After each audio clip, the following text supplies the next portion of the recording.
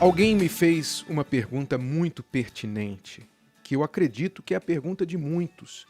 E eu vou tentar responder aqui de uma forma que seja útil e prática.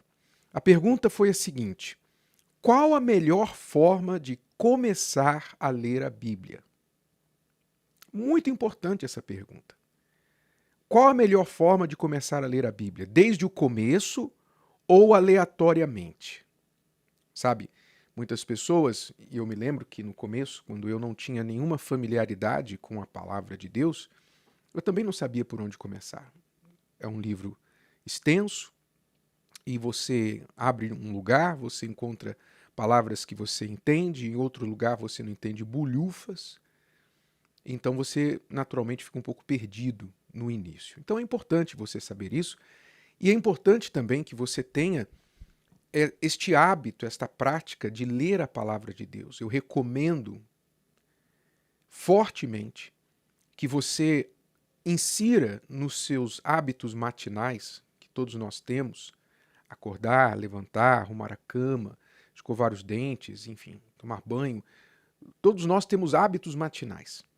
Que você inclua nos seus hábitos matinais o primeiro hábito de todos, o de, ao abrir os olhos, falar com Deus, suas primeiras palavras sejam para Deus, agradecendo a noite de descanso, agradecendo mais um dia, pedindo o pão nosso de cada dia que você vai precisar para aquele dia. Então as suas primeiras palavras vão para Deus e as primeiras palavras que entram na sua mente pela manhã, naquele dia, também sejam as palavras dele. Ou seja, que você abra a Bíblia e leia pelo menos um versículo. Pelo menos um versículo. Que a palavra de Deus seja a primeira na sua mente e não a notificação do seu celular, quem te mandou mensagens durante a noite, notícias do dia e etc, etc. Não.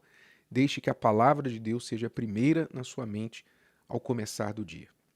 Se você começar a aplicar esse hábito na sua vida, você vai perceber uma transformação na sua vida de muitas formas. Bom, eu não vou me estender muito nisso, porque eu quero concentrar na pergunta que me foi feita. Qual a melhor forma de começar a ler a Bíblia? Porque muitos querem começar, mas não sabem por onde. Muito bem.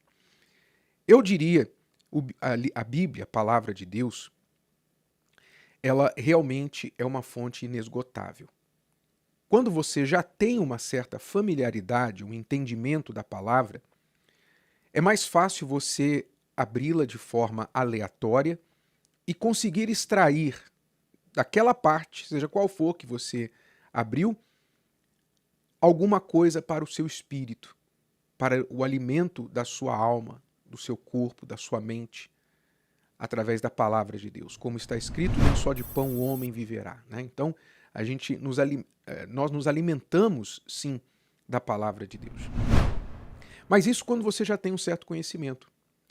Você entende, então, você diz, hoje eu vou ler lá no Velho Testamento, hoje eu vou ler lá nos Salmos, nos Provérbios, eu vou ler os profetas, eu vou ler as cartas de Paulo, eu vou ler os evangelhos.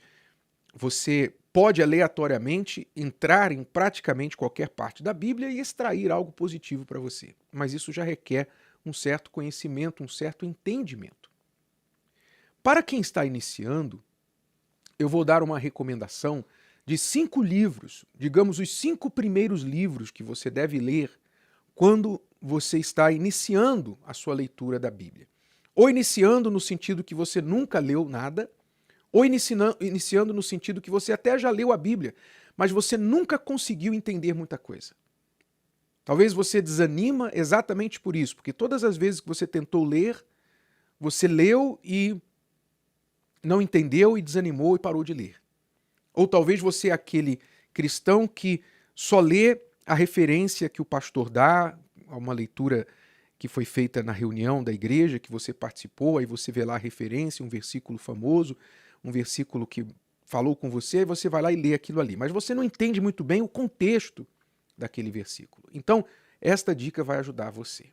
5 livros que você deve ler na ordem, nesta ordem que eu vou te dar aqui agora. Tá bom? O primeiro livro é o livro de Gênesis, que é o primeiro livro da Bíblia. Aliás, ele é chamado Gênesis por uma razão. Gênesis quer dizer começo. E lá no início da Bíblia, Gênesis 1:1, já fala: no começo, Deus criou os céus e a terra. Então, o livro de Gênesis trata exatamente do começo de tudo. E é importante que você tenha esse entendimento, essa base do livro de Gênesis, pois ali você vai ter entendimento sobre a criação do mundo, a criação do homem e da mulher, você vai ter entendimento como as coisas degringolaram a partir do Jardim do Éden, o dilúvio, não é? Como Deus tentou várias vezes um recomeço na humanidade e como foi que as coisas iniciaram para você entender melhor como chegamos aqui. E como a humanidade não muda, né? Como o homem é tão semelhante hoje quanto foi há 4.000 anos, 5.000 anos atrás.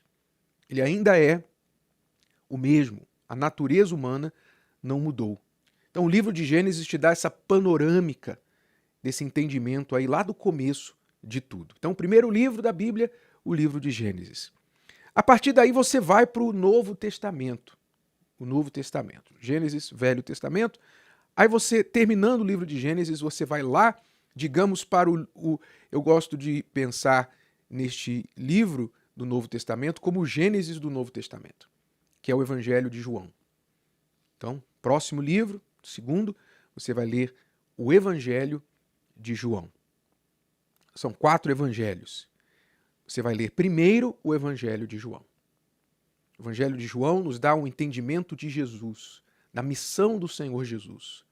Quem era Jesus lá na criação, no início de tudo, e quando ele chegou a este mundo em carne e osso, enviado para uma missão, e como ele viveu os 33 anos e meio da sua vida aqui, até o final da sua missão, quando ele morreu na cruz, ressuscitou e deixou uma missão para todos nós. Então o Evangelho de João te dá esse entendimento com palavras mais fáceis de entender, porque ele foi escrito para uma audiência universal, ou seja, para que todos entendam, judeus, gentios, incrédulos, não é difícil você entender o Evangelho de João. Então, segundo livro, João.